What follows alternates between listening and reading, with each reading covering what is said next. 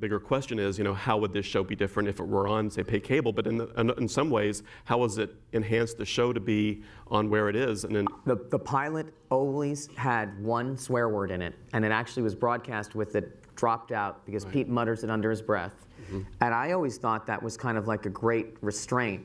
And Janie Bryan is not here tonight, who are our costume designer, but I had this philosophy initially, which may be my own personal, sexual preference. I don't know what it is, but I believe in the idea that the sex appeal, at least in terms of the way that men look at women, which is 90% of what sex appeal ends up being on television, although, there are things written in like him doing push-ups and stuff like that. But really what it is it's the unwrapping of the package. And that year in particular it's not a big cleavage year, it's actually kind of restrained, slightly, I wouldn't say repressed, but conservative era.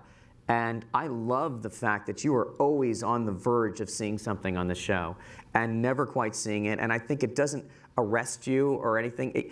Actually, a lot about actors taking their clothes off and being naked in movies, stuff like that, to me, sometimes it pulls me out of the movie and pulls me out of the story. And I don't find that to be a constraint. I don't have any nudity issues or constraint issues. I've had some language issues, but believe it or not, none of them about cursing.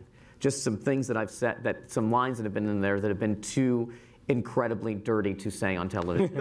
And with no swearing in them. They just were inappropriate. There's not like apparently. A director's cut or something coming? I don't know. We actually replaced it, and people have told me that Roger had this line where he says to Joan in that scene when he comes back right before his second heart attack, and he says, I'm so glad to have roamed those hillsides. Right. And there was actually something much more graphic in there.